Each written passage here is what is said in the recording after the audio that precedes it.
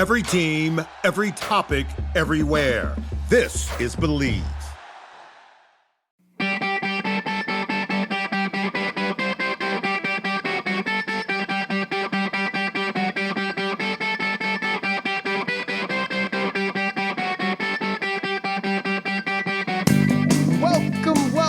Welcome everybody to the Hockey Think Tank podcast, brought to you by the hockeythinktank.com, a website for all players, parents, and coaches to go to get a little bit of education and a little bit of inspiration regarding the greatest game on the planet. What an episode we have for you guys here today. An unbelievably inspiring episode with one of my great buddies in the game, Nolan Graham. Nolan grew up on Vancouver Island out in Western Canada, BC. He played his college hockey at RPI, Rensselaer Polytechnic Institute. Then he went on to coach junior hockey before going on to be an assistant coach at RPI, his alma mater, for a lot of years before a tragic setback happened to him involving a car. And we get into that in the podcast. And man, this is just one of the best guys in the game. One of the best guys in the game. Such a well-liked guy in college hockey circles and beyond. And it was so awesome to get Nolan on the podcast to talk about his journey, to talk about where he's at right now from his traumatic brain injury. And this is honestly one of my favorite episodes that we've done. So inspiring, such an amazing human being, and can't wait to get over to Nolan. But before we do get over to him, let's bring on the talent of the podcast, the one J who, Jeffrey Lavecchio. Vex, what's going on today? I'm having a great day. I'm not going to lie to you. Number one, as we're recording this, the Bruins and the Maple Leafs game just finished as I'm checking my phone here, and the Bruins lost, which boof, but their only goal was scored by Trent Frederick, and Joseph Wall played for the Maple Leafs and was first star of the game and saved, put them in the driver's seat to get another game in this series and see where it goes. So I couldn't be more happier. My phone is absolutely blowing up right now, asking if I saw the game and what Wally did and Freddie scoring and stuff. So for me, just nothing cooler than seeing that. Very cool, man. Also, and Patrick Maroon got the assist on it. Patrick Maroon got the assist. Somebody sent me the box score, and it literally says Trent Frederick, Patrick Maroon, Joseph Wall scored on. And I was like, wow, that's wild. 3 St. Louis guys. 2 of them I trained, not a big deal. Also, man, I don't know. Maybe we get into this for short shifts, but my tweet heard around the hockey world yesterday, especially the St. Louis hockey world. Oh, my God, bro. All right, so we got to go through this. Dude. We had a bunch of kids leave. 16 kids over 3 age groups leave St. Louis to go play. Might have been 4. I don't know. I don't know what the exact number is. It's a lot. It's a lot, man. Groups, whatever. Yeah, and literally leaving St. Louis to go to other states, other places, academies, other whatever. Yeah, wherever the hell they're going, and 8 or 9 of them are on one team, and most of our teams this year were, I don't care about rankings, but this is what they tell me. Oh, but most of our teams were top 15 in the nation and stuff. And I'm like, but why are all these guys leaving? And I don't think it's just a St. Louis problem or just a, organization problem. Obviously, I've been getting messages and tweets and DMs and calls and texts and emails and pages nonstop for the last freaking, 30 hours about, all these different cities talking about it and losing players. And I just look at it like, man, something's come on. Some of these kids are 13, 12. I had somebody text me during the podcast, 2 9-year-olds are leaving. And I'm like, dude, keep your kids at home, mom and dad. What's the most important thing here? And also, St. Louis has an unbelievable amount of resources here. We have so many retired NHL players that are coaching, that are good coaches. We have so many guys who played college, so many guys who didn't play at all who are great coaches. Obviously, I'm here for training. There's skills coaches, skating coaches that work with the highest level of players. We have everything you need here to develop. And for people to think that they need to leave really kills me. oh, I just get gutted.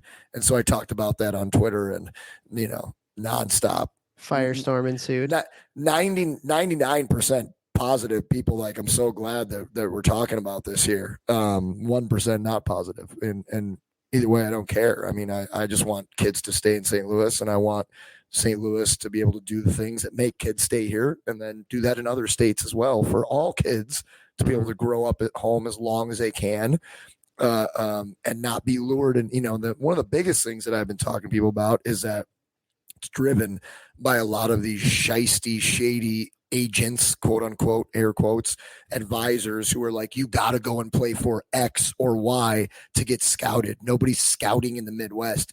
And I'm like, come on, you idiots. That's not a thing. Chicago's in the Midwest. St. Louis is in the Midwest. Like, Detroit's pretty close to the Midwest. I don't know if that counts as Midwest or not. Midwest. What are you talking about? Nobody gets scouted in the Midwest. Mom and dads, please don't believe this. Don't believe this. If you're good, your player is being seen and will be seen from 12 through midget major when they're trying to get to juniors. Not 12. Yeah, whatever. Shouldn't 13. be anyway.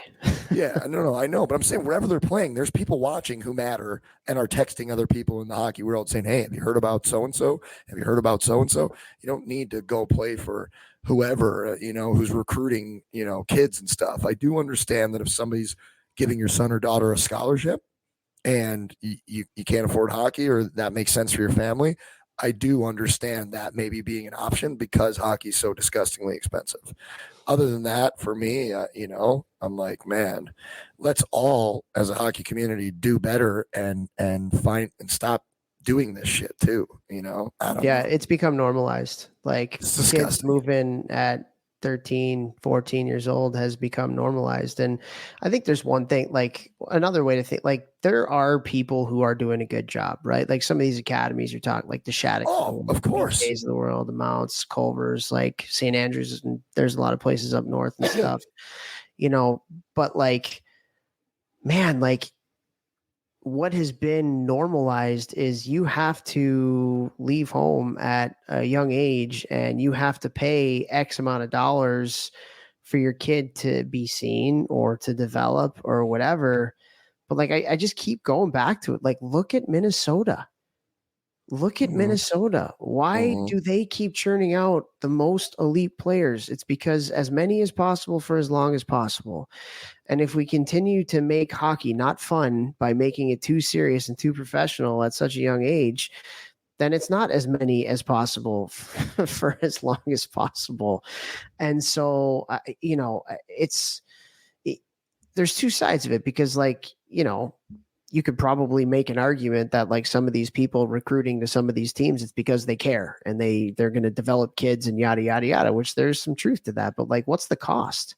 Like, what's the cost, man? First of all, cost from like a financial side of things, but also like, what's the cost for your kid moving away from home that early and not learning the life lessons from you as their parents? Who's raising your kid? Who's raising your kid? Yeah. What's they're the away cost? from 14 to 18? You're not raising your kid. Someone else is. Yeah. And what's the cost for you as a parent for like sending your kid away? Like that'd be devastating, man. Like it's wild.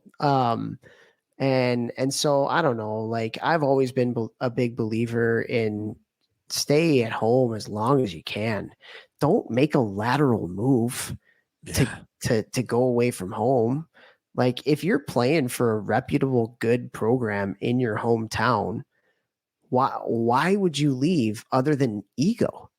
Right. What I think happens is, and what I know happens is, one kid goes who maybe has a great opportunity, goes to NTDP or goes to juniors. Yeah, and then it's a little earlier. Oh, now we're going to suck, and our team's not going to be in the top 10 in the My Hockey rankings, and so nobody's going to watch our kid, and blah, blah, blah, blah, blah. Yeah. Like, it's crazy. Yeah. And then everybody else after that first kid is lateral move. And it's like, well, if all of you just stayed except for that one kid, you'd still be nasty. I mean, I had a bunch of kids that I work with and train that made it to the semifinals of nationals. and outshot the team in the semis and then almost won and had a great year. And For- literally 2 weeks later, a bunch of them are all somewhere else right now for the week or 4 days doing, getting scouted at a tournament. I'm like, the season just ended, guys. Yeah. Develop right now. Like, what do you were just in the semis of nationals. Everyone who matters was watching you. You don't need to go to this thing to spend money on this random tournament, like it's, if you're going because you want to have fun and experience, okay, whatever. But if you're going and what everybody tells me is there's going to be scouts out there. Dude, you just played in the national tournament semifinals. Everyone watched you when you were playing real hockey. No one cares about 4 weeks later, random piecemeal teams put together for something that is just lining somebody's pockets. Yeah. Yeah. And it's amazing too. I'll go a step further. Like, and you know this too, because I've heard you tell me stories about this and I get stories about it too. Like how many people leave for greener pastures on the other side and then immediately regret that decision? Oh yeah. Like seriously, like how many families have come to you being like, oh, I left for, whatever. And then it's like, oh, I had a good thing here. I didn't really realize it was a good thing until I went out into the world and saw that there are other things out there that might not be as good as what we have here. Dude, 100%. Isn't that crazy? And guys, the sooner you learn this, mom, dad, players, coaches, the grass will be greener wherever you frickin' water it. Ooh. For those of you out there, Vex just dropped his mic. And now he's on mute. He messed up. Okay. I did drop my mic. You want to get better? Work out more, eat better, sleep better, listen to coach more, watch more. I think that's do all this stuff at home. I think that's honestly like, and we talked about this with Nolan on the podcast, is like, if we have these debates about should you leave, should you go, blah, blah, blah, blah, blah, whatever, it's the wrong debate. Because at the end of the day, the kid's got to want it. Yeah. It's like, yeah, like maybe playing here or there, whatever can help for a little, but like at the end of the day, the kid's got to want it. That's the most important thing, So I'll challenge like parent, like and maybe going to a different environment will make them want it more. Maybe it won't. Who knows? Like again, everybody's path is different. Everybody has a different path. Every kid is different physically, mentally, emotionally, maturely. Maturationally. Yeah. So like, yeah, these debates, like there's so much gray to them, there's so much gray to them, but at the end of the day, like, man, like just look at Minnesota, the community model, as many as possible for as long as possible. And then again, that's not to say that some of these AAA teams or some of these academies aren't doing phenomenal jobs of developing players, but just look at the data, as many as possible for as long as possible. Mm-hmm. Our 03 group here in St. Louis, they were like, I think it was 03. They were really good.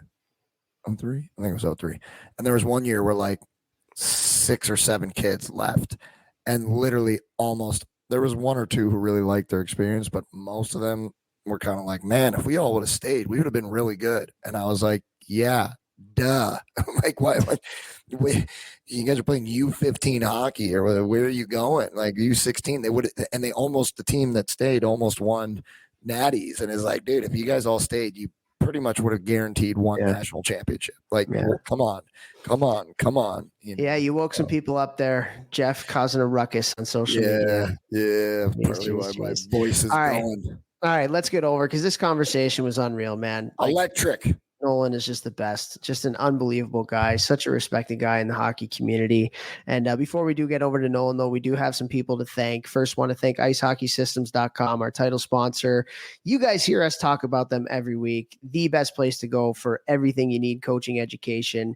Thousands of drills that can help you plan your practices, whiteboard explanations that can help you become a better coach from some really high-level hockey coaches, the ability to draw up your drills, send them out to your team before practice, print them out, put them up on the wall, however you want to do it. Just makes coaching so much easier for everybody. And so go to icehockeysystems.com, and we have partnered with them on an associations platform where you can get this for every single coach in your association, and not just every coach in your association, but every parent too, because they have access to our Hockey Think Tank Parent Survival Guide that you can disperse amongst all of your parents as well. So go to icehockeysystems.com today and check this out for your association. Vex?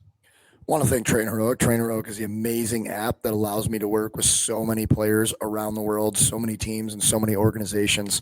If you guys are looking to, up what you offer to all of your players and parents, I have an unbelievable app, Train Heroic, that allows me to do that. Videos of everything. I offer Zoom calls with every team and organization that signs up with me monthly throughout the season, just here to deliver a better experience, a cheaper experience, and allowing you to train at home at a gym of your choosing. You don't have to be with the team. Anybody can do it anywhere if your team has to drive all over. Just so many different reasons that Train Heroic has been amazing in me helping more players train smarter and harder. So thank you to Train Heroic. If you guys are looking for off-season training and you don't have a great coach near you, go to my gmbm.com website, sign up. You will literally be in the best shape of your life if you just follow the training program. I guarantee it. I will even give you your money back if you do it how it's supposed to, and you call me and I believe you and it's saying that you did and you weren't in the best shape of your life. I'll literally give you your money back. Also want to say thank you to Cure Nutrition. Cure Nutrition is a CBD company I'm with. Pretty topical with what we're talking about here with Nolan with his traumatic brain injury. CBD is something that I've taken twice a day, every single day since 2017. My last season playing, and it definitely helps me recover from training, recover from stress, keep my brain functioning healthy, and so many other positive benefits. I'm never trying to push anything. So if you have questions, please reach out. I have tons of people that listen to the show that reach out to me all the time. So don't be afraid.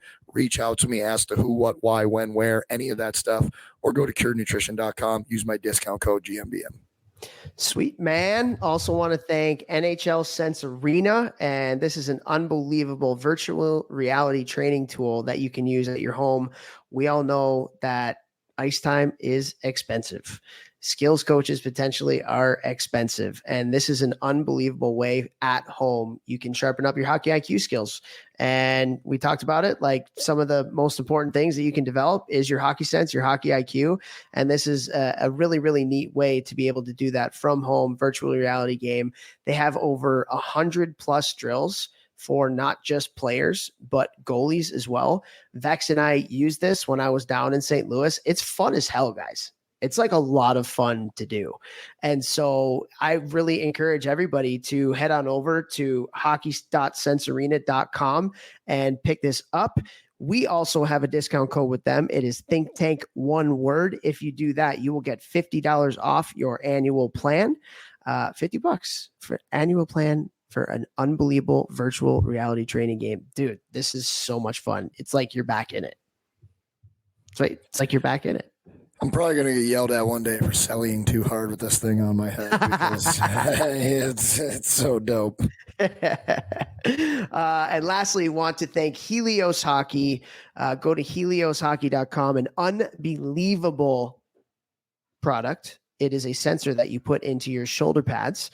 And with this sensor, it is going to give you real-time feedback on everything from your stride mechanics to what the younger kids call a hustle score. Very, very fun for them to do that. And also, the game changer is what, Jeffrey? The hustle score. No. What's the game changer? The shifts. Oh, my God. Dude, clipping the shifts. Clipping the shifts, guys. I would do anything to go back. I needed video. Having this thing, and you literally, your game's over, your shifts are clipped. You can watch them on your phone in the car. Literally, game, set, match. Instantly will get you better. No doubt in my mind. I have so many buddies whose kids who bought this for their kids, and they are absolutely loving it because of the show. So, dude, for me, this is a no-brainer. There you go. And so go to helioshockey.com and they will give all new Helios members 20% off their initial 12-month membership by using the coupon code ThinkTank, one word. And you're also going to get that sensor to put in your shoulder pads for free. So those are all the people that support us, and we want to support them as well. Every single one of these are ones that we've used. Every single one of these are people and products that we believe in. And we just encourage everybody to head on out and use them too. We think it'll be for your benefit. And then lastly, want to thank all of you out there listeners who continue to support what we do. And honestly, like, you guys are going to love this conversation. This is one of my favorites that we've ever done. A very, very dear friend, an awesome, awesome hockey guy. And you guys are going to fall in love with Nolan. And if you don't know him, if you do know him, you're going to have a great time reconnecting with him, and he's the man. So without further ado, here we go with Nolan Graham. We know hockey games move fast, but with DraftKings Sportsbook, an official sports betting partner of the NHL, you can score faster than anything happening on the ice. This week, new customers can bet $5 and get $200 instantly in bonus bets. If you go to the DraftKings Sportsbook app, you can see all the available lines and all the available odds for all NHL games going on. That's right. Download the DraftKings Sportsbook app with the code THPN. New customers bet just $5 on the NHL and get $200 instantly in bonus bets. Only on DraftKings Sportsbook with the code THPN. The crown is yours. Gambling problem? Call 1-800-GAMBLER or visit www.1800gambler.net. In New York, call 877-8-HOPE-NY or text HOPE-NY 467-369. In Connecticut, help is available for problem gambling. Call 888-789-7777 or visit ccpg.org. Please play responsibly. On behalf of Boot Hill Casino and Resort in Kansas. 21 plus age varies by jurisdiction. Void in Ontario. Bonus bets expire 168 hours after issuance. See dkng.com/hockey for eligibility and deposit restrictions, terms, and responsible gaming resources. NHL and the NHL Shield are registered trademarks of the National Hockey League. Copyright NHL 2024. All rights reserved. We are so excited to have on this episode of the podcast, out in one of my favorite areas in the world, Vancouver Island, we got Nolan Graham. Nolan, how are we doing today, man? We're doing well, Toph. Thank you so much. I know I mentioned an email. I'm very grateful that you reached out, and to you and Vex, thank you so much for giving me an opportunity to, chat about hockey and whatnot. Yeah. Absolutely, man. One of the best hockey guys in the game, and looking forward to talking some puck. But with all of the guests that we have on here, man, not many people that I know love the game more than you do. And so we always start off with the beginning of the journey and how you fell in love with the game. I know your dad was big into hockey. So tell us about how you fell in love with this great game of hockey. Well, I think like everybody, it starts as a young kid. I can't recall exactly the age, but just playing minor hockey in Nanaimo, and going through the ranks. I guess it would be an Atom, Pee Wee, Bantam. So, 12 through 13, 14, and just loving the game. And I think one of the influential parts, as preparing for this, my mom was the arena secretary, I guess, or she was the ice allocator. Oh, so you had keys to the kingdom. Hey, secrets. I did, but through that, she ended up ended up meeting a great man who was coaching the Nanaimo Clippers. I don't know if you know Gary Davidson. Oh yeah. So Gary was coaching the Clippers during my mom's time there. We ended up being a billet family for 3 or 4 years when I was 13 through maybe 16. And the two players we ended up hosting, the first one was Mark Rycroft, who played in Nanaimo, and we still keep in touch. He does the Avs. He's a clown. He's the greatest person, but anybody who gets Altitude TV can see him intermission stuff. It's hilarious. And then the second one, who I still keep in touch with up until maybe as recent as 3 weeks ago, Steve Correa. Oh, so wow. We had those two players live with us for 4 years. And I think that but inspired me to want to follow in their footsteps. I mean, I think one of the first things I learned about what college hockey was when Steve Miller came to our house to have an in-home visit with Mark Rycroft, who ended up going to Denver. And so like I've kept in touch with Killer since then. And so that's where my love started. And I think sorry, I'm rambling, but so like through that, I just wanted to play junior hockey and go to college and follow in their footsteps. And, you know, my parents had a backyard of the hockey net and we played ball hockey every day outside. And it was nobody ever, you know, I just wanted to do it. It was just automatic. Like, it's not like, hey, go do this now. It was just what I wanted to do. I couldn't wait for school to be over and go play ball hockey and shoot pucks and do all that sort of stuff. And that led me to a couple of years in the BCHL in Chilliwack with Harvey Smeal. And then, I was fortunate enough to get an opportunity to go to fulfill my dream of playing college hockey at RPI. That's really cool. And like, so all three of us on this call at some point were like billet brothers, and we had people living in our houses playing junior hockey.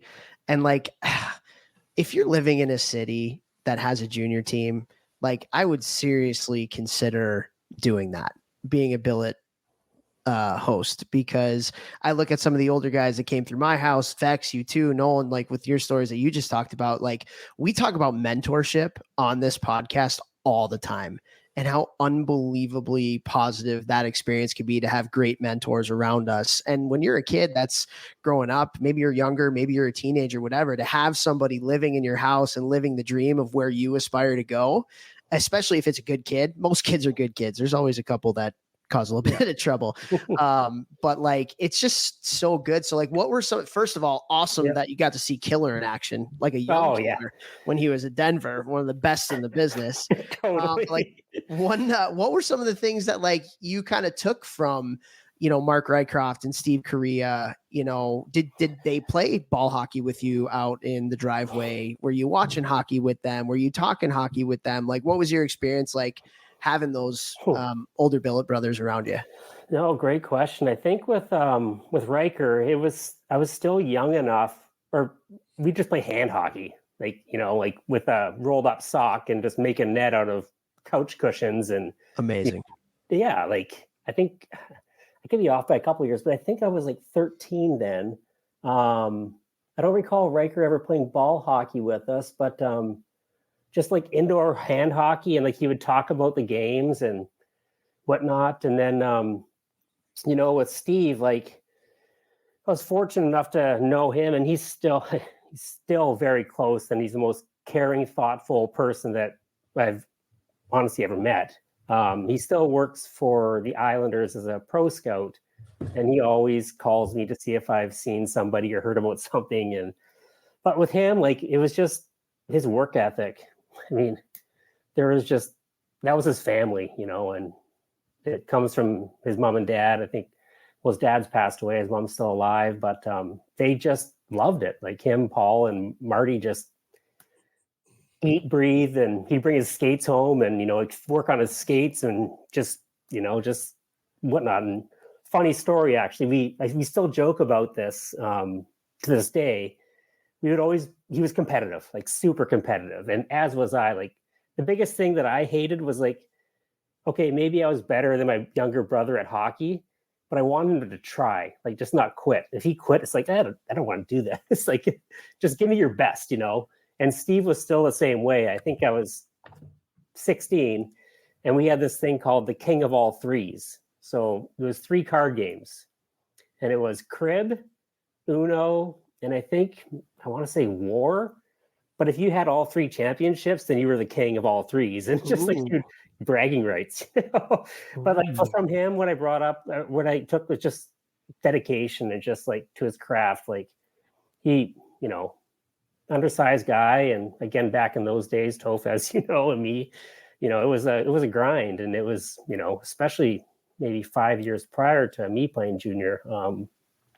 He just dedicated, you know, and it wasn't something that his parents had to ask him to do or we had to ask him to do, or he just loved it. You know, he'd bring his sticks home and work on his sticks and just things that you never would have thought about. And, you know, just loved the craft. Yeah, that's awesome. Where do you think that comes from? Because like Paul was the same way.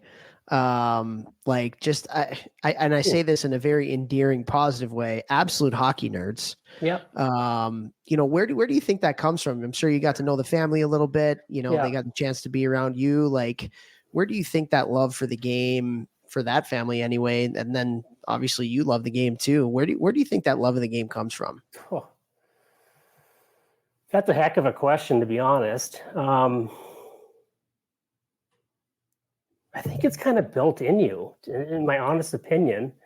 Like it's not for everybody, and that's fine, and that's totally cool. Like, I think I commented on maybe one of your posts about, like, my daughter just loves gymnastics. Like, she just loves it. We never have to force her to go. She never says, I don't want to go, she just loves it. So it's like, okay, if you're in love with it, I think let's continue. And I want to think that the most successful people in any sport or in any profession just love it. They just, I don't know what the recipe is for that, but it's not like they've been asked to do a chore, which is shooting pucks, or it's not like they've been asked to do a chore, which is, working out, or it's just, they want to get better. They just want to be the best that they can do, the best that they can be at the activity that they choose. So let me ask you this: as a coach, or did you have any coaches, either or, is there a way to fan that flame? Is there a way to get players to understand, if you want to you love this game, you say you do, if you want to make to the next level, there are going to be some certain things that you've got to work at, like shooting pucks and things like that.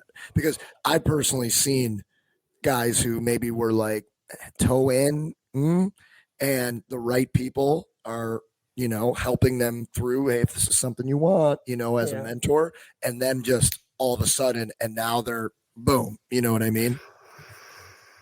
Yeah, it's a complex one. I mean, for me as a coach,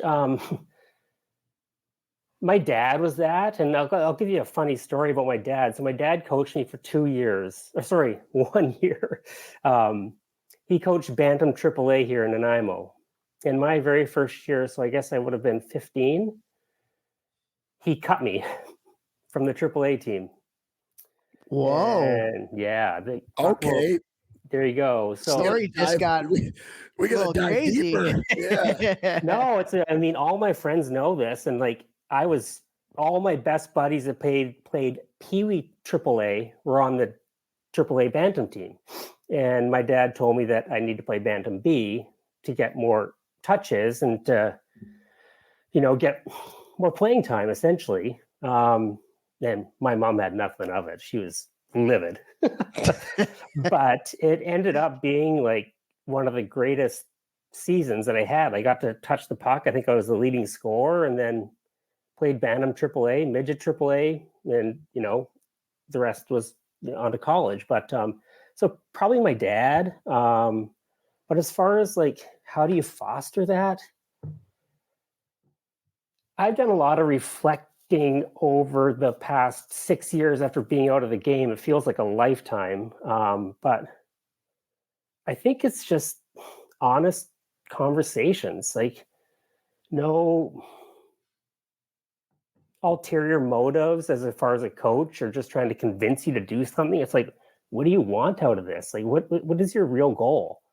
Because if your real goal is like to get better and move on, then truth be told, like, we shouldn't have to ask you to be the first of the rank and be shooting pucks because you can't, whatever, one time the puck. Like, I think like honesty is I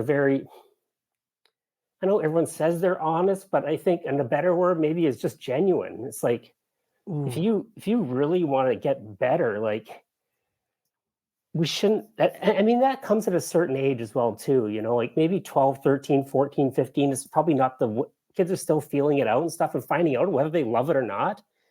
But when you get into the higher, and I've never coached youth hockey younger than junior hockey, so I don't know what those conversations could or maybe should look like at the 13, 14-year-old. But, at some point when you start to get, really invested in it and want to get something out of it, it's like, here's what's happening outside of your world, like these are I don't want to say it's extra things. It's just, if you really want to do it, kind of prove it, like.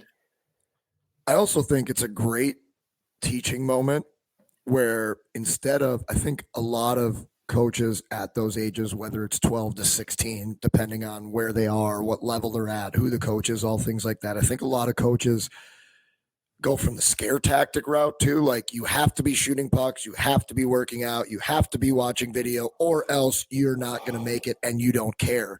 I think that, and something we talk on this, and part of that is true, but something we talk about on this podcast all the time is like, why are we doing youth sports? For most of youth that do it, it's life lessons hidden in a fun game that they absolutely love doing, mentorship, learning, responsibility, all these things that we talk about.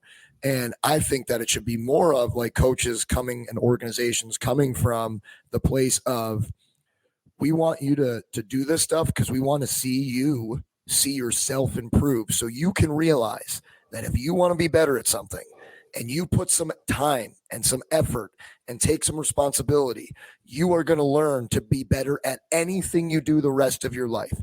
If you want to be better, you put in more effort than the next guy or the next town or the next team.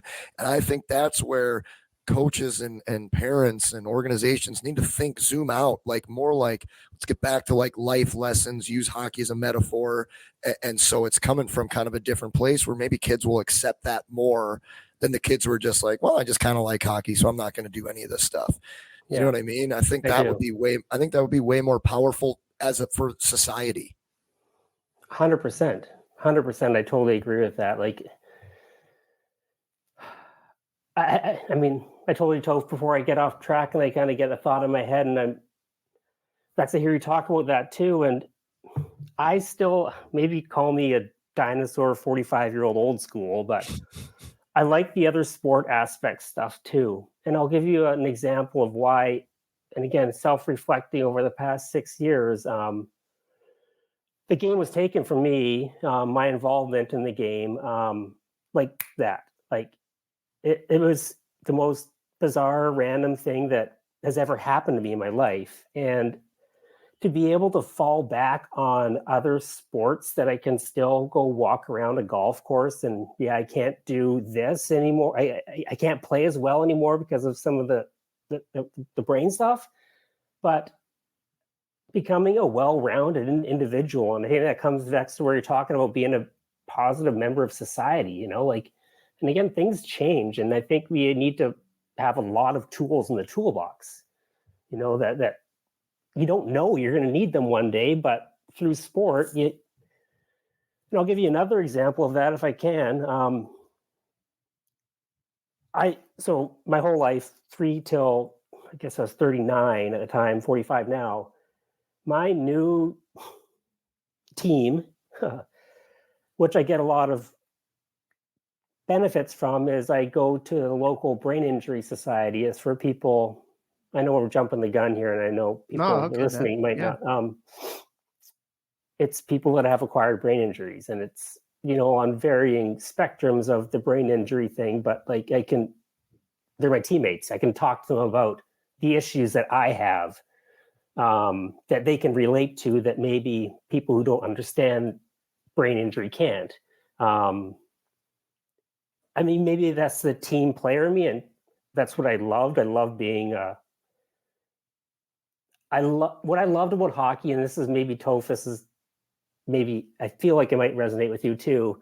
And with most successful people, I never wanted to let down a teammate, whether that was blocking a shot or, missing a grade A chance in a tie game, or I just never wanted. I don't want to let down the brain injury friends by not showing up for a meeting. Like, I know they enjoy my interaction. I appreciate theirs as well too. And, again, just to the life levels, or the life lessons. You just never know when you going to have to pull something out at some point in your life. Absolutely. And that's why, just hearing you talk, and Vex and I talk about all the time, like, one of the best parts about playing sports and the things that you learn is how to be a part of a team. and how to understand when to put your arm around somebody when they need it, how to understand how to kick somebody in the booty when they need it, and just be there for people at the end of the day. Because, it's interesting. I was having this conversation with somebody the other day, but like there's a woman named Jem Baker who used to work at Cornell when I was there. Now she's the AD at Johns Hopkins, and she's like one of the smartest leadership people I've ever met in my entire life. And one of the things she always used to talk about was, you're not just a teammate for the 3 hours that you're at the rink. You're a teammate all 24 hours of the day. And the things that you do together, or the positive or the negative, whatever, is going to affect everything that goes on at the rink. And, we're all going to be a part of a team at some point in our lives, whether that's our family team, whether that's what you're talking about with your brain injury team. I have a team with the Hockey Think Tank here. Vex and I, we're kind of like a team with Steph, and like life's about people, man. Life's about people. And that's one of the things that like, I feel like Vex and I this week, for whatever reason, with all that St. Louis hockey stuff, we've kind of gotten on a soapbox about all this stuff, but like, we need to continue to preach the importance of learning how to be part of a team.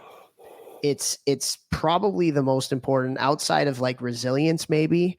Like, being a part of a team is one of the most important things that we can learn, because we're always dealing with people all the time. And it's true. Like what you said there, like that's one of the things, like when you can do something for people outside of you, and like when your motives are for the betterment of not yourself, but the people that you're with, honestly, I don't know if there's anything more rewarding as a person than like doing something for somebody else without the expectation of something coming back in return. And I think when teams get that, like all championship teams, I shouldn't say all, but most championship teams have that, right? And so it's so right. And we need to be talking about that more. And that's a great, that's a great story from you, because it is like the life lessons that you learn while you're playing. They very much, and you never know when you might need them. They very much help you to succeed in life after hockey. 100%. I mean, there are things that, there's been some dark times. I'm not going to BS around the whole thing, is that I've felt isolated, and that's part of this stuff. But and COVID didn't help.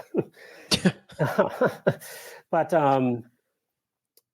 there's been tough times, like there have been, where I watch a hockey game, and I watch the regionals, and I see people that I know, and I know people made fun of us all the time, but me and Benny were college roommates, and we always go on the road together. And if I see him do well, like it's like, what could have been, that was always my dream and goal. Like I've written down a whole bunch of stuff, but like that was my dream job. Like it was my dream job. Did I want to be a head coach? Of course, but like things change like that, and it's just like it. Life's life. It carries on. Like things move on. Life's life. Yeah, it's wildly unpredictable and crazy for sure. Well, let's get to that. You talk about your dream job, because both of us got the opportunity to coach at our alma mater.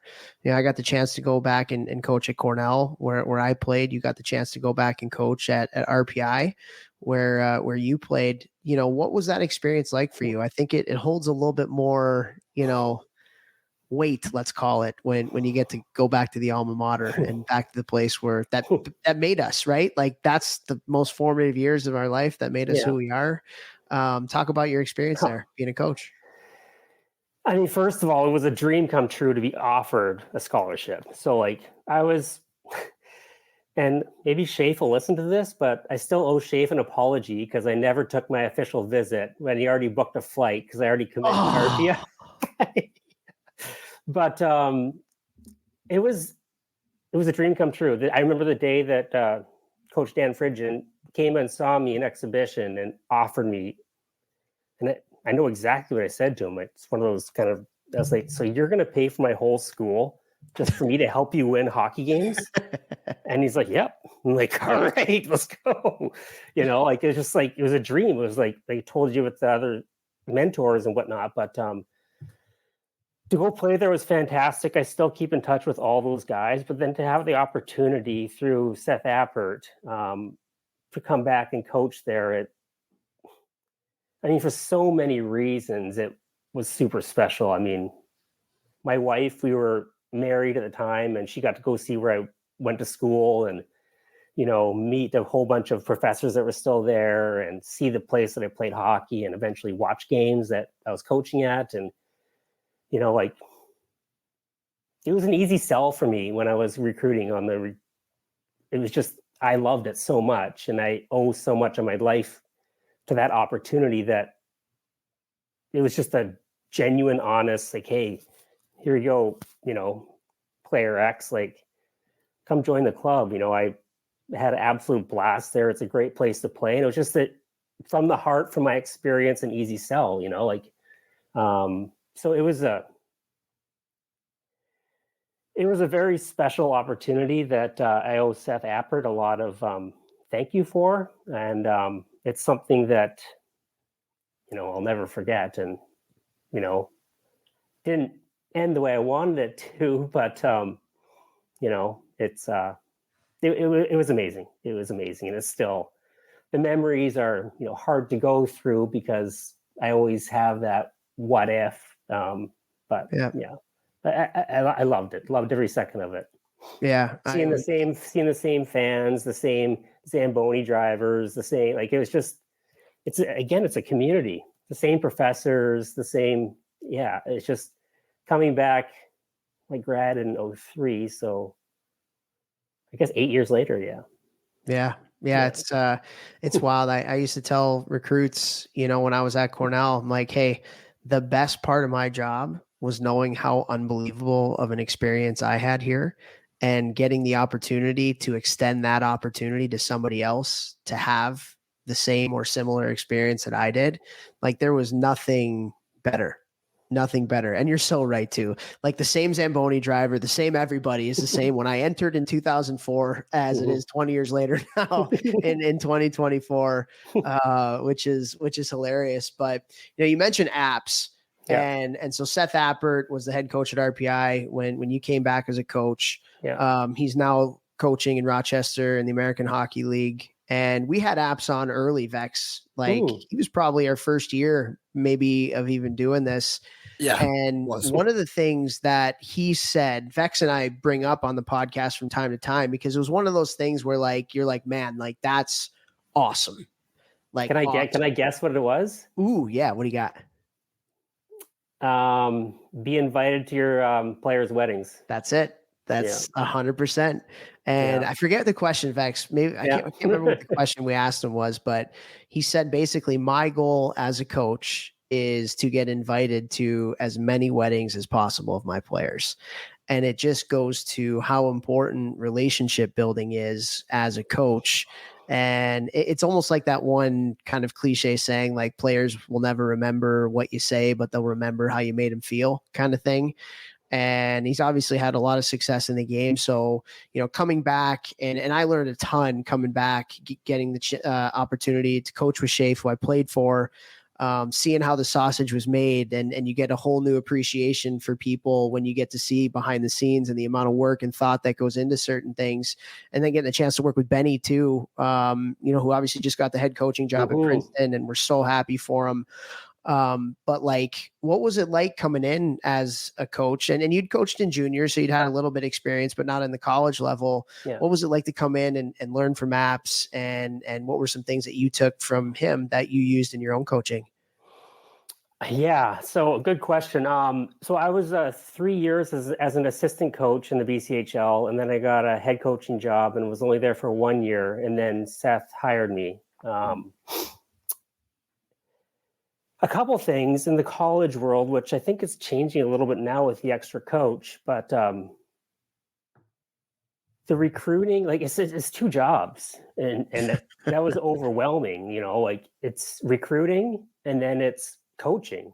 I mean, not even coaching, but it's like running the power play. It's two full-time jobs for sure. It's two full-time jobs. I mean, like taking phone calls at 10 o'clock at night and, being out for dinner with the wife and not missing a phone call from X player, whatever, it's just like, I got to get up and go outside. Yeah. So like that was overwhelming. From Seth, I mean, I think Seth's the same as us three. It's just it's passion for the game. It's unwavered. Yeah, do we have some hard times? But like you can't fake passion. I mean, you just, like it's just whether or not we got swept on the weekend, it's just they show up Monday with a great attitude and, like just let's get better. Let's fix things, and I think maybe in junior, I know we had a really good year the 1 year as a head coach, but I'd overreact and, get vocal and maybe, get on some kids where I think now if I was to go back, it'd be more of just a conversation. Like I think I don't want to be yelled at when I make a mistake now, but if somebody just takes me aside, no matter how egregious the mistake was, if someone just a coach, a mentor, takes you aside and just talks to you and just, hey, this is, what we're trying to do. This is what we're trying to get at. I know you want to be a great teammate, but this is what we need from you now. And I think Seth was more that way than I was coming in. And I think I now lean more that way, definitely way more that way now. Yeah. And I think that's a part of where the game's gotten to as well. Yeah, for sure. And I do have one great example of that I wanted to bring up. Yeah. So I do have the gold jersey on. Yeah, you do. Because he's playing right now. So somebody who's befriended me, and I got a long story. We could talk forever on this. Yeah, let's go. So Monty, Jim Montgomery, I actually took his job after he left RPI to go to Dubuque. So that's where Seth filled me in. And then Monty was recruiting at RPI a bunch of my players in Alberni in the BCHL.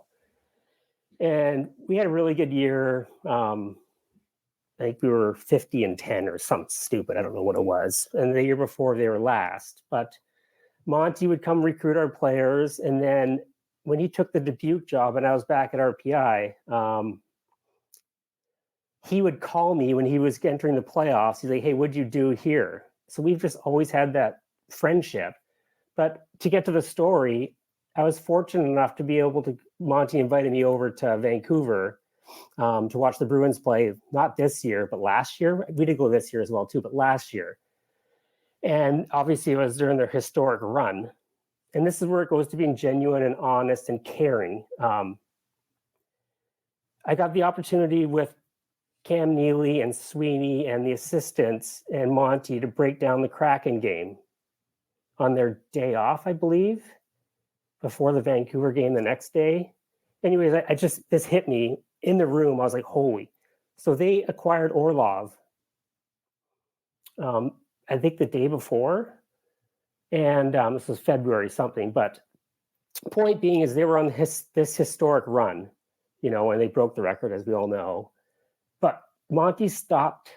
I know he won't mind me telling the story, but Monty stopped the video meeting in front of everybody and said, hey, guys, I just had this thought. We just acquired Orlov, and we haven't talked to our D-Corps yet. He's like, I think I need to go grab these guys. They're all having, I think, lunch or whatever it was. And the whole staff was like, yeah, it's a great idea. So Monty left the video meeting and went and grabbed all the, must have been 7 or 8 on that trip, because it was a West Coast trip for them, to let them know that this isn't about you guys being not good enough. It's just about us as a team trying to get better, because they were, whatever they were at that time, 40-10 as well. And I was like, wow, I mean, like, I never thought NHL coaches would actually act like that and just like be human about it. It's just like, yeah, it's part of the business. But to take the time during the 3-minute mark of the second period against the Kraken game, we're watching on video, And he just gets up out of the room and goes and grabs the guys and has a meeting. I was like, I mean, that's the secret sauce. It's just,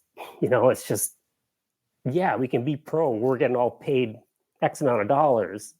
And we all know playing pro hockey and yeah, trades happen and whatnot, but to actually take the time and the thought during doing something else to actually care about what the defensemen on the trip, to make sure that they're not worried about their jobs, to make sure they're not worried about whatever, just to be honest, and that really hit me. And it was a story I wanted to share. Because it really, really hit me. I was like, wow. I mean, I never would have thought that would happen.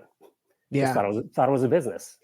Man, everybody that I know that played for Monty, whether it was at Dubuque or Denver or any of the NHL stops that he's been at, like they've all been like, yeah, I'll run through a brick wall for that guy.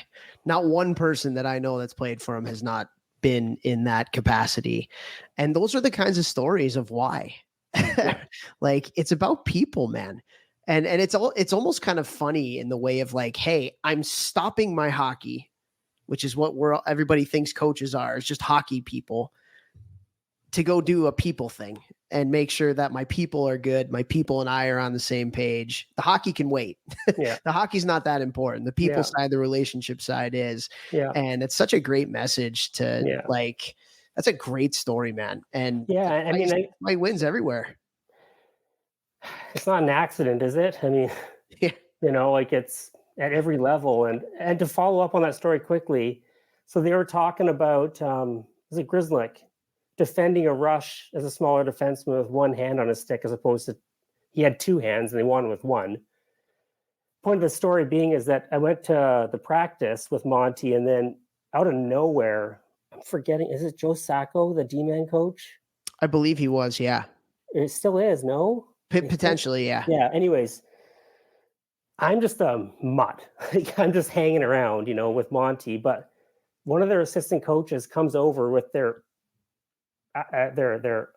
computer and actually shows me the clips that he's going to show Grzelcyk. Like, I'm just like, why are you showing me this? Like, he's like, yeah, I know you're in the meeting and we were talking about this, and it's the whole staff thing. It's the whole culture thing. It was just like, whoever is a friend of this person is a friend of, like, it's just, I was really amazed. And, it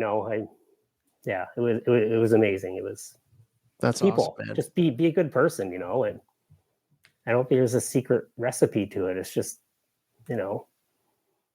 Well, the camaraderie within a coaching staff is so important.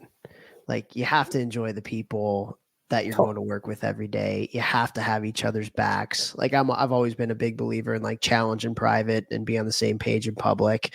You never want yes men, and just somebody to agree with you on everything. There's got to be some challenging, and there's got to be some new ideas brought, and banter and debate and things like that. But like, yeah, the camaraderie within a coaching staff is a really big deal. And I think the players can pick up on that too. Like, if there's two coaches that don't like each other or don't agree on certain things, and working in college hockey and recruiting, like you know that's a thing in some places. Like, not everybody gets along and is on the same page.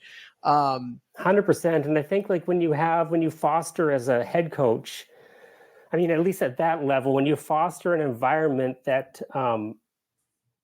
makes the assistants and even a trainer or equipment manager or anybody feel comfortable, it allows the assistants to maybe go home and put more thought into like, okay, if they're really going to listen to me, here's what I'm coming with. Like, here's what I really mean. I'm going to put more work in because I know it's going to be heard, and it might not go completely the way that I want it, but at least there's, a level of respect there. And when you get that level of respect, it makes me want to work harder.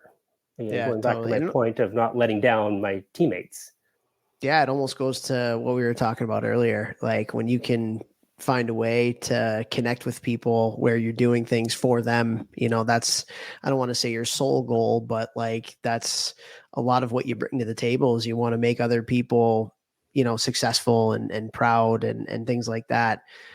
Man, that's a special sauce. I feel like in a great culture is when it's about the we. Everything's about the we, and it's not about the me. And that's as cliche of a saying as there is out there. And I also think like you learn from that, because we've all probably been a part of teams or a part of cultures where it was like that, where it was like, it was for the we and everybody was kind of bought in and guys loved each other. And then we've been a part of teams where it's been the opposite almost, where it was a little bit fragmented. There were cliques and like, there was a little bit more me in that. And like, just the experience of going to the rink in those two opposite ends of the spectrum, like, is so different. Right? It's so different. It's so different. It's terrible. It's so different. Yeah. Practice is different. Workouts are different. Hanging out away from the rink is different. Everything is different. Totally. What do you think, Nolan? Like, you've been a part of some really successful spots. You mentioned that your team in Alberni before you came to RPI probably had that special sauce. Yeah. Like, what do you think's a bit of that recipe? Like, what do you think is the reason why some of those teams are like that and potentially some teams are not? Oh.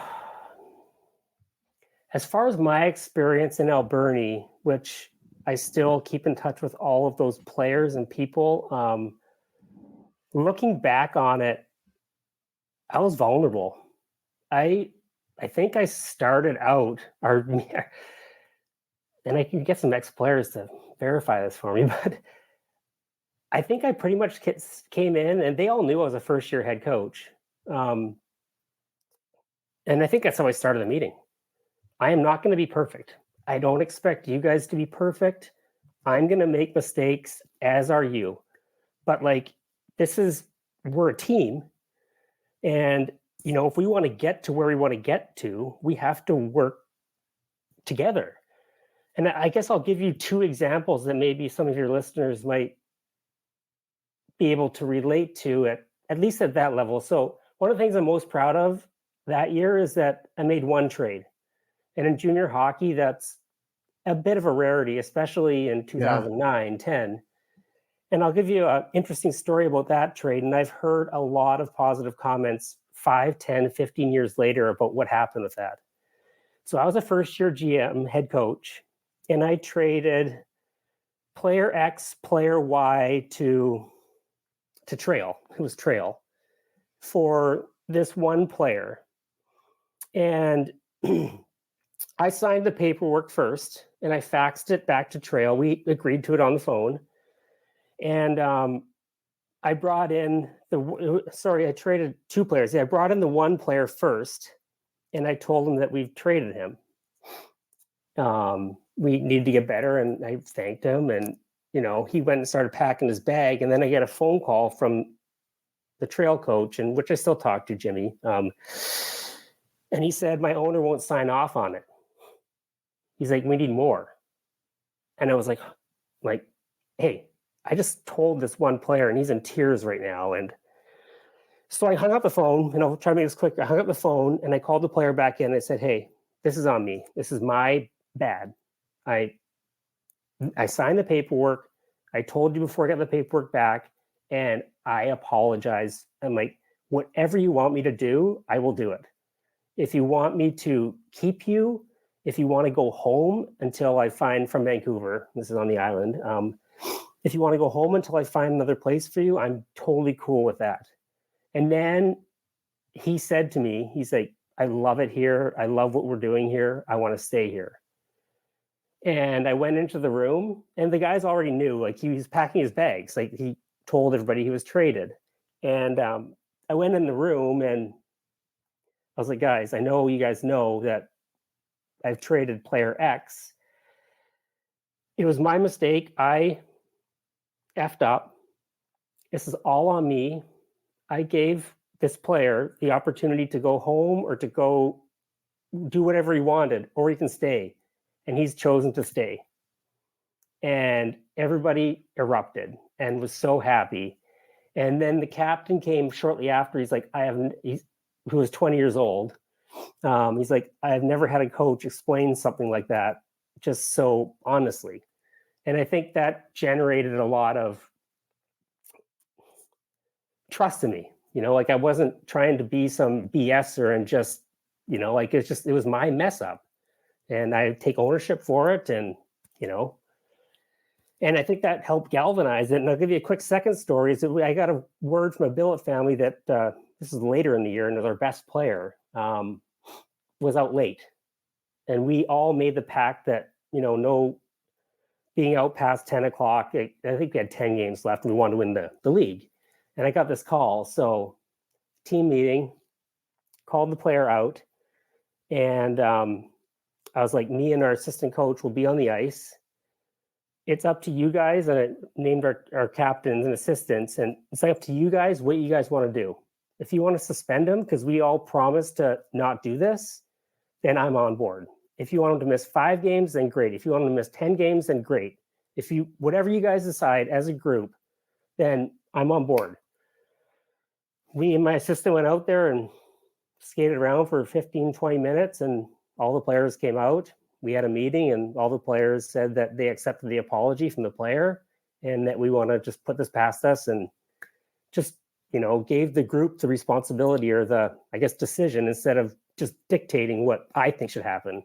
It was just, and I don't know, I think those things add up to a community that cares about each other, that will do that extra thing, to ensure that the group is successful. That's awesome, man. That's so cool. And like, I've been fortunate with what I do now with the Hockey Think Tank to be able to have these different kinds of conversations with so many different people of all levels of hockey, NHL, all the way down to Mike coaches, which is pretty interesting to get that perspective. Yeah. And like, 2 of the things that you just said, I think are the hallmarks of like really special coaches. One is vulnerability, like really letting people in, getting people to know them. Like I remember watching, Nick Saban, who's like, the hardest coach that people see on TV, with his interviews and all that. But they did like, I think it was called Training Days on ESPN, where they chronicled Alabama football during their training camp. And one of the things he does every year is he makes sure that the entire team comes over to his house and sees him, not just as coach, but as grandpa and dad, and interact with his grandkids and take the kids out on the tube and the boat and grill for him and all that kind of stuff. And just being open and vulnerable. And anytime that the players can see you as a human rather than just coach, that's a win. That's a huge win to connection. And when you connect with people more, you can hold them accountable better. You can be harder on them, because then they'll, again, going back to they'll run through a brick wall for you. Yeah. And then the other thing. Sorry, go ahead. Go ahead. Yeah. I was going to say, can I throw one thing at you? And that curious to know your thoughts, both your thoughts. I never let my players call me coach. I despised it.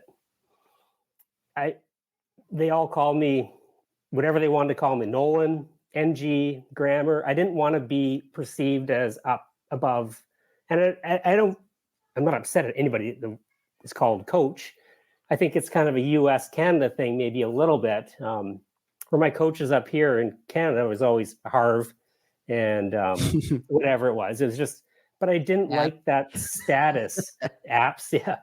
I didn't like that status. I didn't want to be me, me talking like I'm more important than you. I'm not. Yeah. I'm just a part of the team as well. So I love that. I also think, though, that part of that all depends on your personality and your coaching style.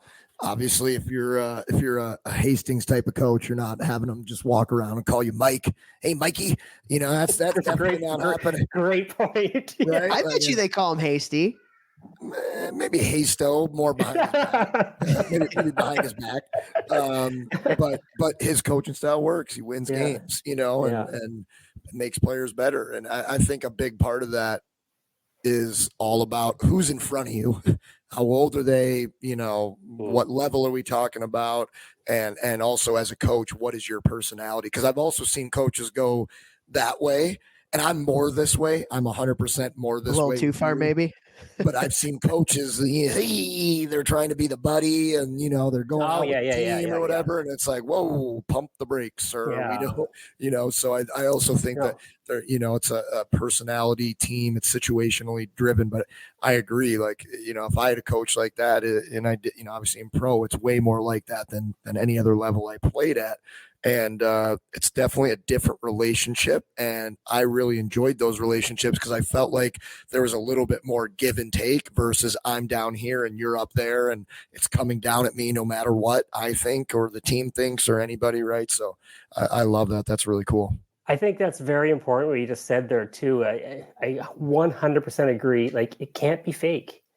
It's just like, and that's fine. Like, some people, my wife's a teacher and she goes by Mrs. Graham, and that's fine. Like, that's just it, but it can't be fake. It's just got to be genuine. I really love that word, genuine.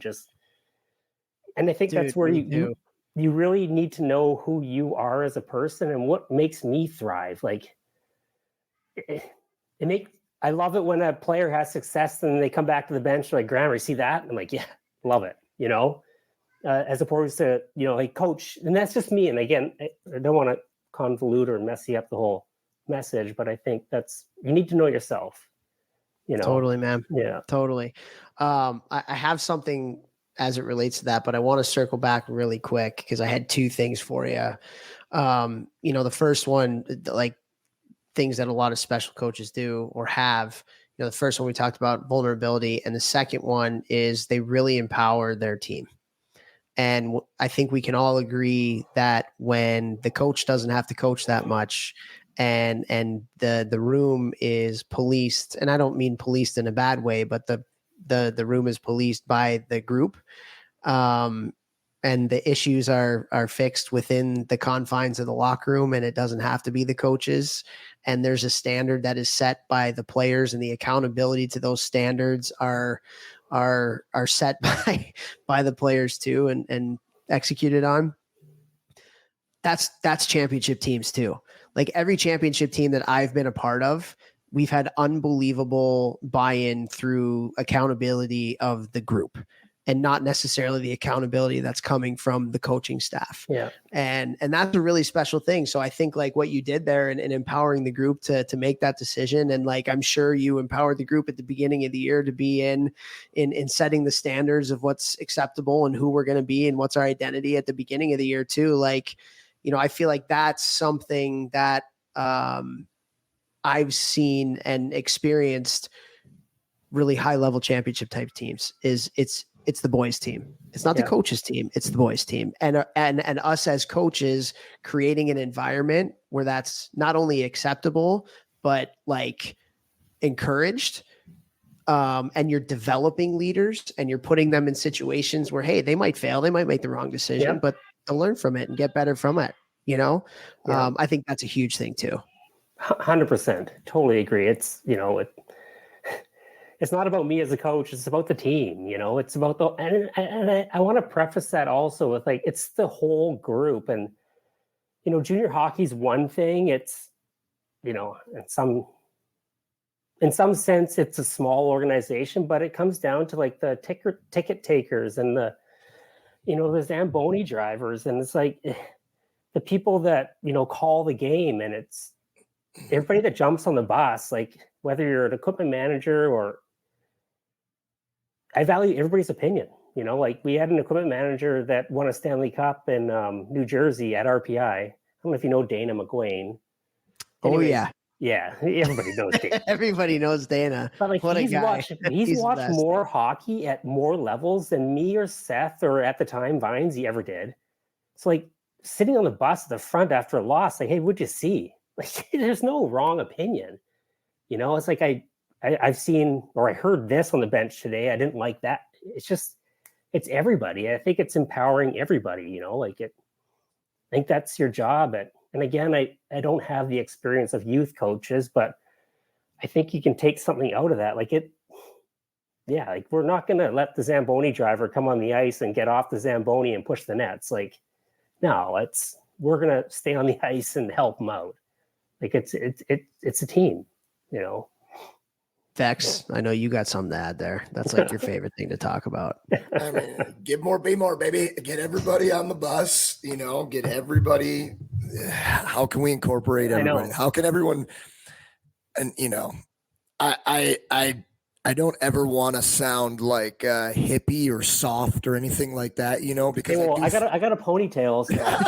Talking to the right guy. Yeah. Talking to the right guy, right? But because I think that when some people hear people like us who kind of view relationships from a coaching to player standpoint, or if you're running an organization standpoint, I think some old school guys might think like we're talking about like being soft, and it's like, no, you're still holding people responsible. You're still, coaching. You're still doing all these things, but like making people understand and realize that whatever their role is important makes them want to excel at that role.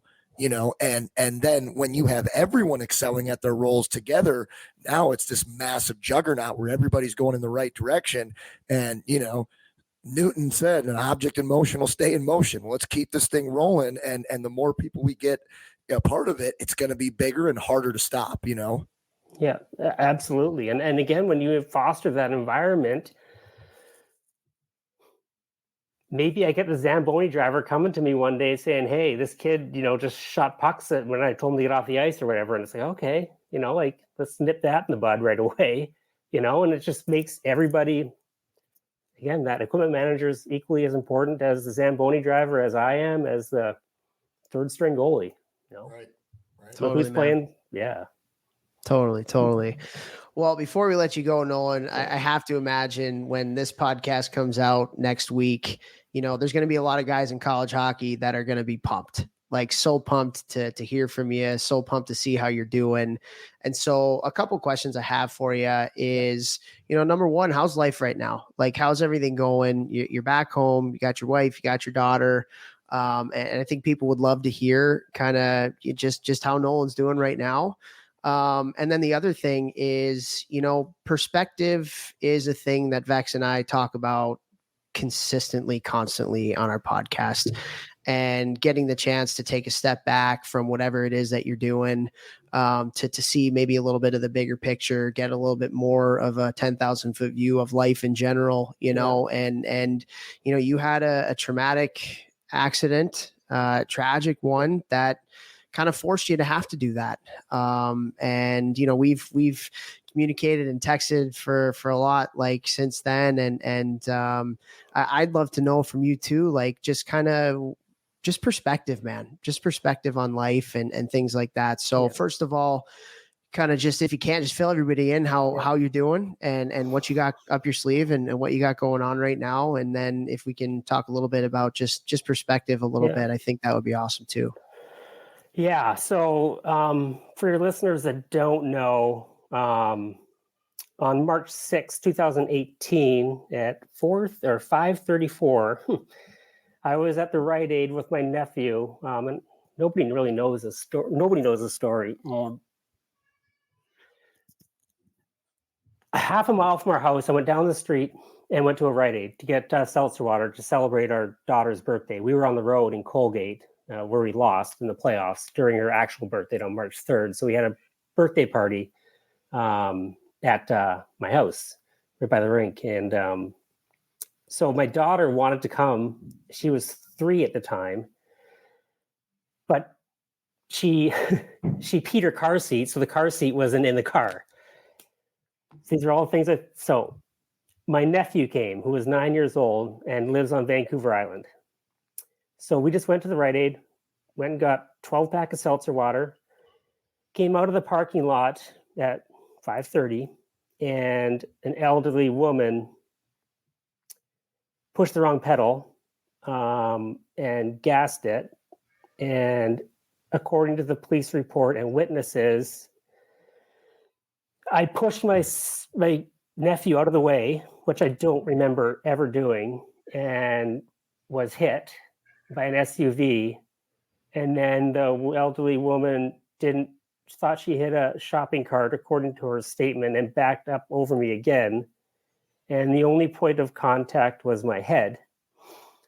So I woke up 4 days later in the ICU, 5 days later, I don't know what it was, with 4 skull fractures ear to ear and numerous brain hemorrhaging, and paralyzed on my left-hand side because all my injuries were on the right. So, to go through that, I was in the hospital for 3 months, and been told by many doctors, or by every doctor, that I can't return to my profession of coaching hockey. And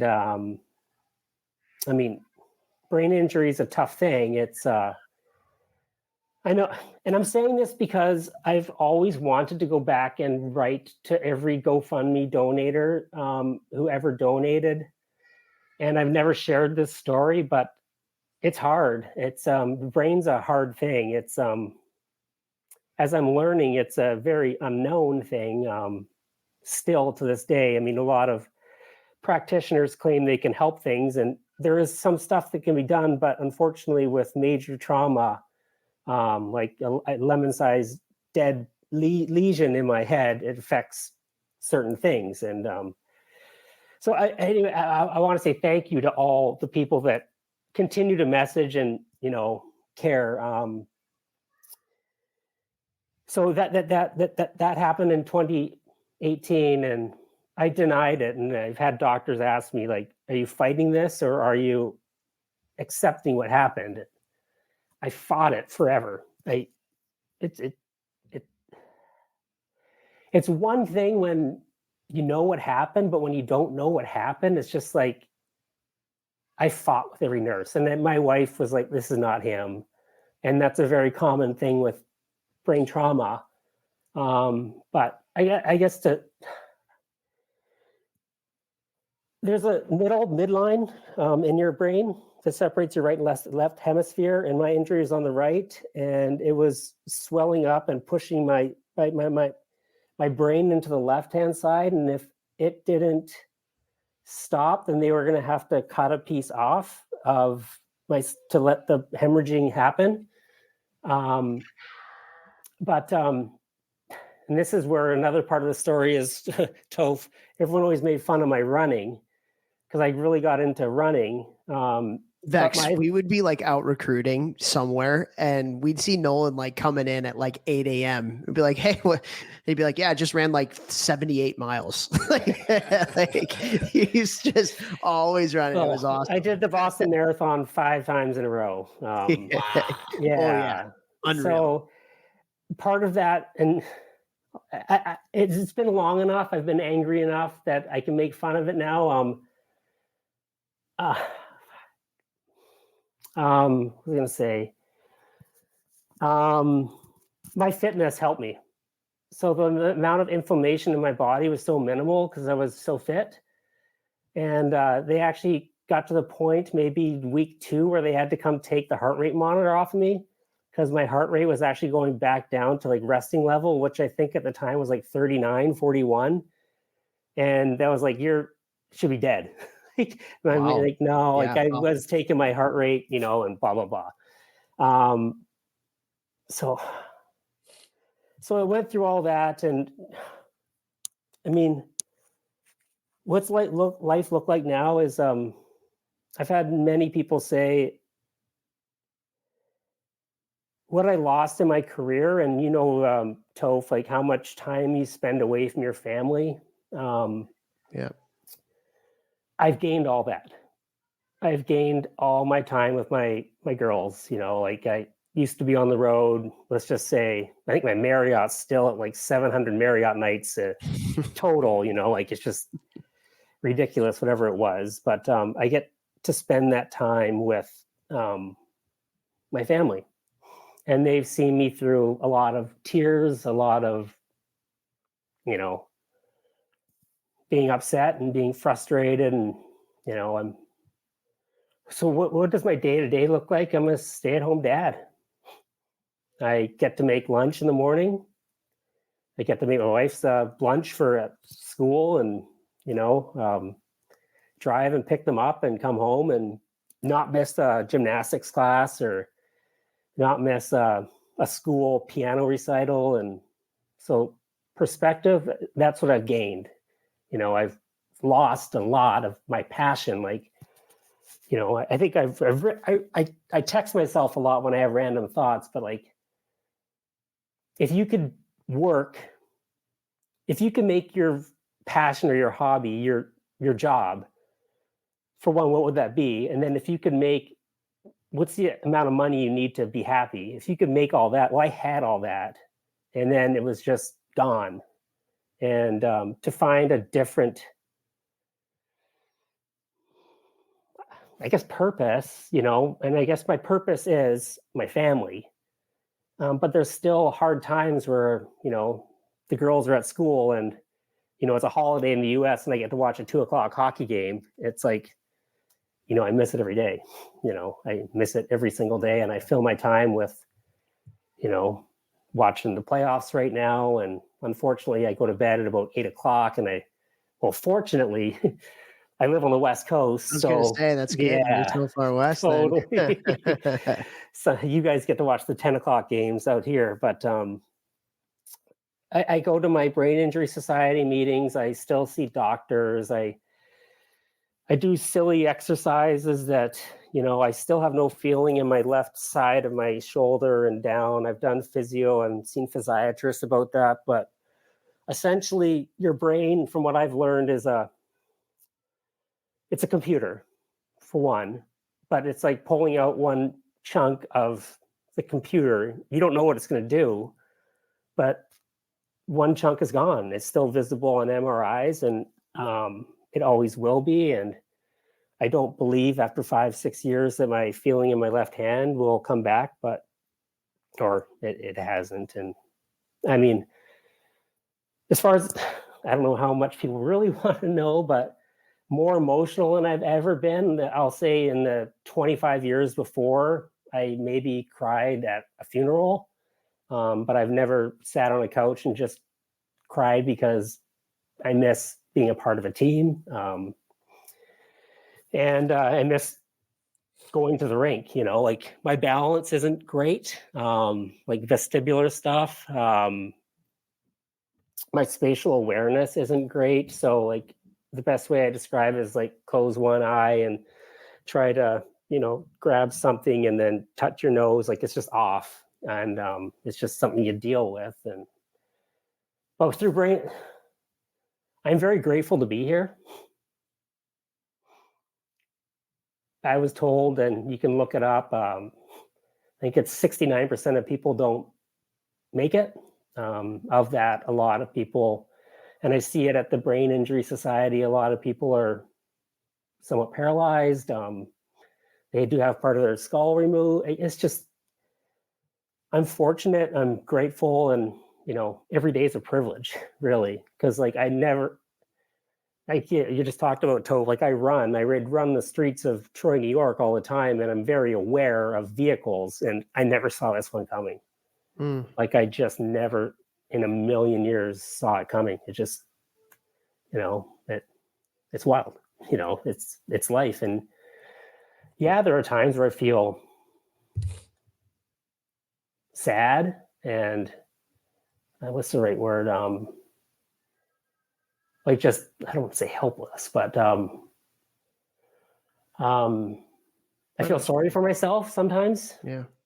And why did this happen? But on the grand scheme of things, like it's a privilege to be alive, and I think when I am able to do something, I think you guys talk about this quite a bit, but I think for maybe young hockey players or even coaches, for one, be present in whatever you're doing. Like I put my phone away now, like when I'm with my daughter and she's playing the piano, like I'm not checking whatever. I just be present to what you're doing. And then whenever you're able to do something, like, and this is for young players, do it with a purpose. Like, what's your purpose? And I think, Vex, you say intention a lot. Like, why are you doing this? Like, why are you shooting pucks right now? Like, it's one thing to go out there and just, kind of half-ass it a bit, but like, do it with a purpose. And yeah, there are times to have fun and do stuff, but when it's time to do work, like do work, and I think too, going back full circle with talking about coaching, I feel like it's, and I, again, have this down, be well-rounded as a person, even as a coach. I think a lot of coaches and hockey players define themselves as a hockey player or define themselves as a coach. I'm a coach. Well, what else are you? Like, I'm a dad, I'm a husband. I love my cats. It was pouring rain here this morning, and I take time to actually wipe them down. And maybe beforehand I would have it's a cat being a cat. I got to go to practice, it's just, there's more to life than just sport. And I think that's where I think your podcast, for me at least, really hits home, is be a well-rounded individual. And, we want to create, I don't say create, but we want to coach life skills. We want to, and those are things that those are things that I didn't really do, or I didn't have the 30,000 foot view of, if I was a coach now, like maybe I would, as a head coach, there's more time for family time. As a coach, maybe I would tell my players, you know what, tonight, guys, everybody's going home, and at 5:00 you're calling your mom. Like more just that sort of stuff, and because we all get caught up in our own stuff. And when you're removed from it and you sit and you kind of look on the outside and you're like, yeah, I get tears, and I'll go upstairs and see what the score of the Bruins game is, and I'll tell, yeah. But like, there's more to it. It's life. Amen, man. I think a lot of people, like the three of us on this call, and a lot of people in our industry struggle with that. We're all in, man. Like, we're committed. We want to win. We're competitive. We care. And sometimes that can be a really good thing. And sometimes that can hold us back, because, having a little bit of more well-roundedness, like you said, can help us be better at what we do by taking a step back. And I always said that, like, us as coaches, like, we're really good at grinding. We're really good at grinding. That's one of the best compliments you can ever give one of us is, man, that guy works, man, that guy grinds. And you have to be successful, but you also have to have that well-roundedness too. And I think a lot of us learn that in the hard way, in our personal lives. And then we got to find a way to change and figure it out and stuff. But man, I think that's such good perspective to give to everybody. It's such a great lesson, is like, hey man, like, even though this is our passion, even though this is everything that we want, we still have, and like, shit, we had, I don't know if you know Duncan Fletcher, but Duncan works for the PA. Benny, knew him really well. And so I got to know him, and he was on the podcast before. And, they did like these studies that, like, having other interests actually led to better performance in sports. Like, those are studies that have been done, and being so narrowly focused, as much as we see that as a good thing, and as much as at times it could be a good thing, we also got to zoom out sometimes too. And so, yeah, man, that's great advice. And the last thing I'll leave you with here is, I wanted to ask you, you mentioned him a little bit earlier, but one of your best buddies is killing it right now at the University of Maine. Our Cornell guys got him in the tournament, but I know, what he's done with that program, and I know how tight you guys are, and this fraternity that we have in college hockey is something that's really, really special. Yeah. Talk a little bit about how proud you are of Benny up there in Maine, and just seeing him and what he's been able to accomplish as a former teammate of yours. He's been the same since day one. So when I say know yourself to be a successful coach, he was the same way as a freshman. So I was a sophomore when he was a freshman, and then, like he's genuine. Like, he wears his heart on his sleeve, and I'm like super proud. Am I shocked? No. But I'm sure Benny's fine with me saying this, and like, I talk to him too sometimes, and he appreciates my perspective on what he's done. Like, he's a winner. He wants to win.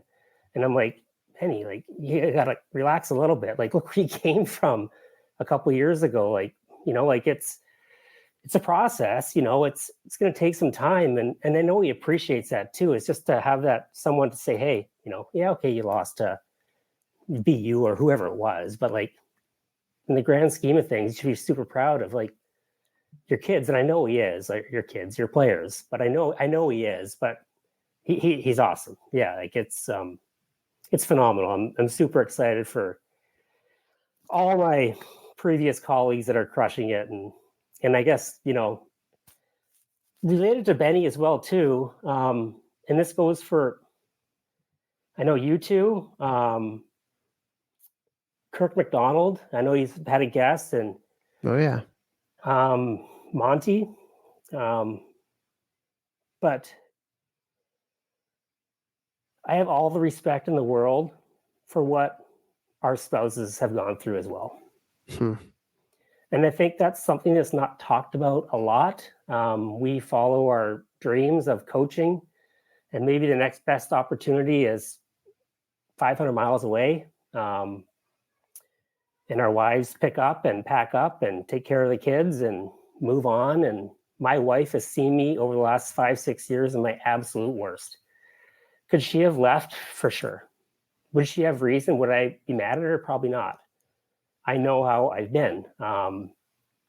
And I know how Benny's wife has traveled. I think she was, definitely UMass, but I think she was in Western.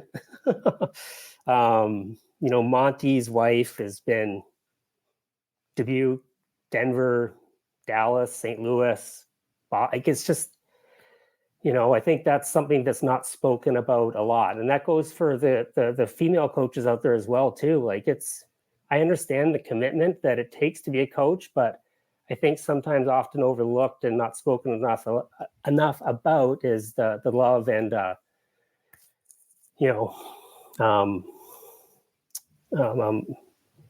just what our wives go through and the amount of support that they give us, our spouses. Yeah, totally, man. That's so true. One of the things I remember, so Ray Sawada, who you know, I remember when he was playing in Texas, he was playing in Austin for the AHL, Dallas's AHL team, and they were in playoffs, and their head coach, right before playoffs, sent flowers to every single girlfriend or wife on the team and was just like, thank you, thank you for basically putting up with our BS, and from my BS and, things like that. And it's so true, man. Like, it takes a village. It takes a village, and you have to have the right partner in this business to not only succeed, but, be fulfilled with what you do, the sacrifice that they have to make for us to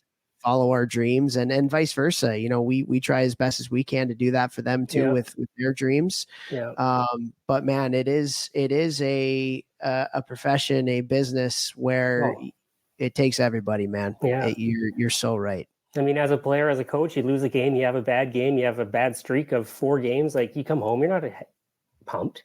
You're not in a great mood to sit down and watch a movie with the lady. It was the same as a player. It was the same exactly. If I had a bad game, I was like, I know that I wasn't the happiest person to be around. No, And I think that's where, again, like, and this is coming from 6 years out of it. Like, just be present. I know that's hard. I get it. The elite of the elite are, I don't say perfectionists, but we expect a lot of ourselves, and we can't, when we don't produce or reach the level that we want to, it's hard not to take it home. But, like, again, being present, it's a special skill. If you can just remind yourself once in a while, and maybe it's, you come home and you don't drop the F-bomb so much, and you kind of just, crack a little smile or something, and just, I think you'd be surprised how much that helps. Yeah. Well, you said something about 8 to 9 minutes ago, I think, when you said, what do my days look like now?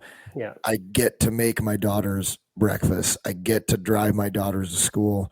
And I think that anybody who has anything tough, hard, bad, horrific happen to them, You also said the word perspective. I think there's nothing that could be more important to find that perspective and to really be conscientious of the words that you speak to yourself mainly and also to others, because you easily could have said, I have to, but you get to be here. You survived that. You wouldn't be with your daughters or your wife or anyone. You get to do that. No matter what you go through in a day, you get to do that.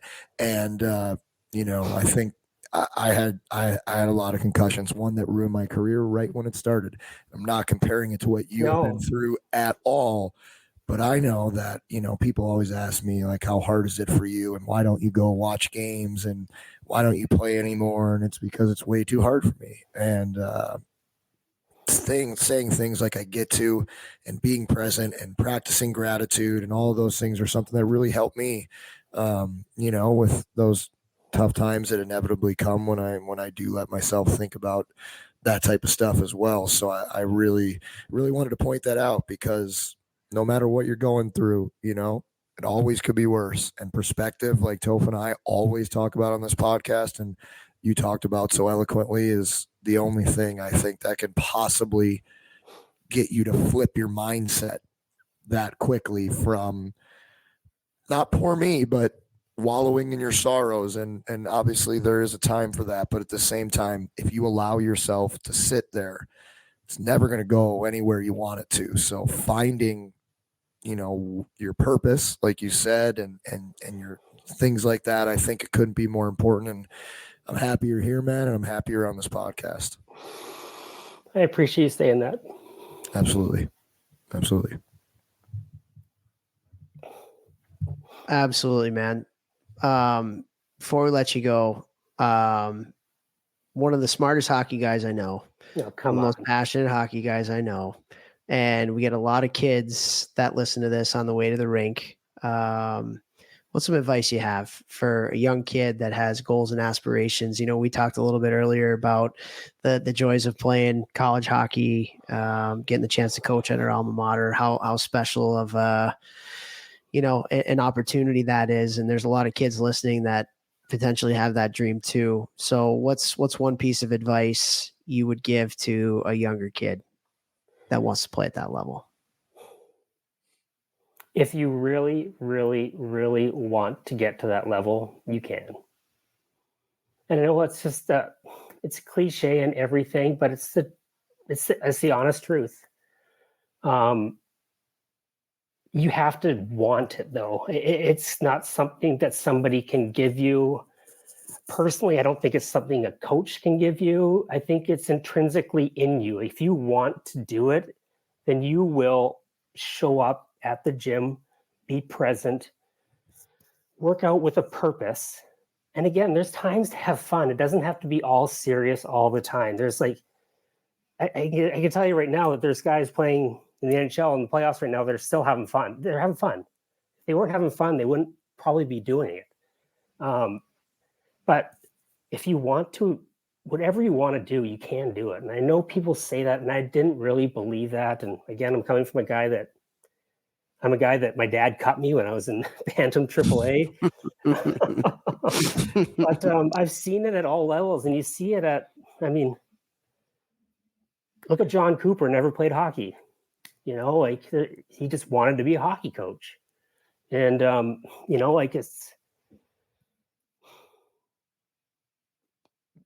you can get out of life whatever you want to get out of life.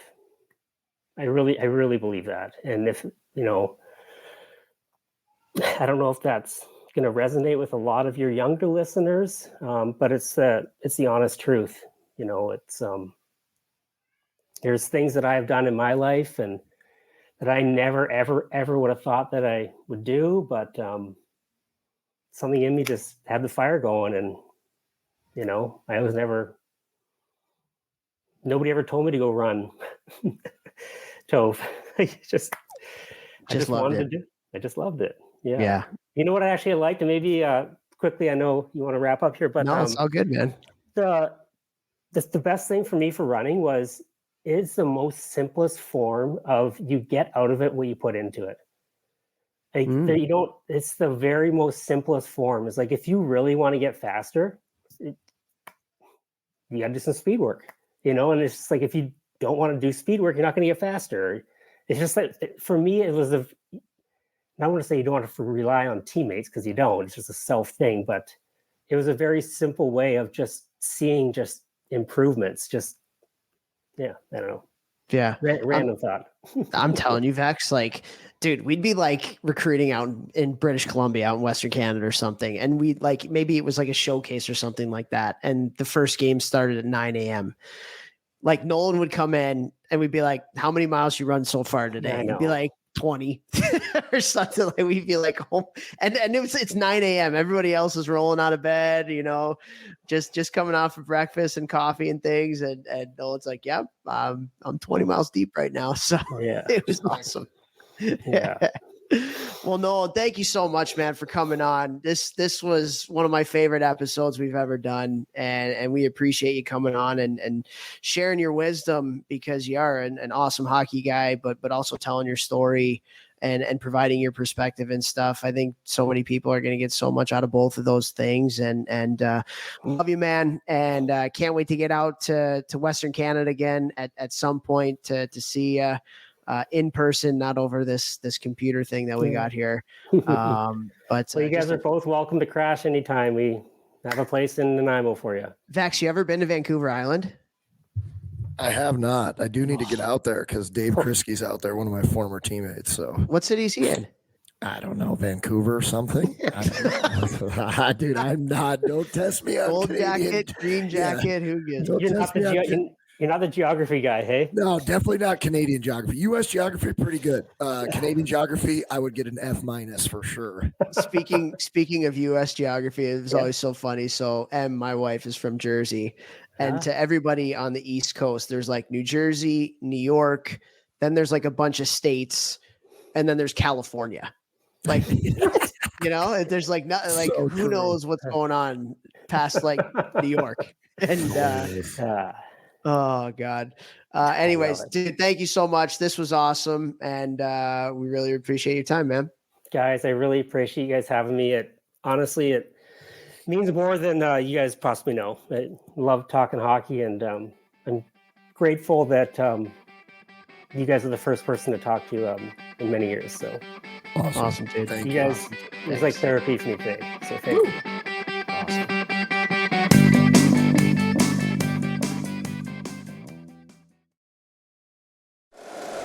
If you like the show, please take a moment to rate, review, and subscribe. It really does help the show to grow. Thank you for listening.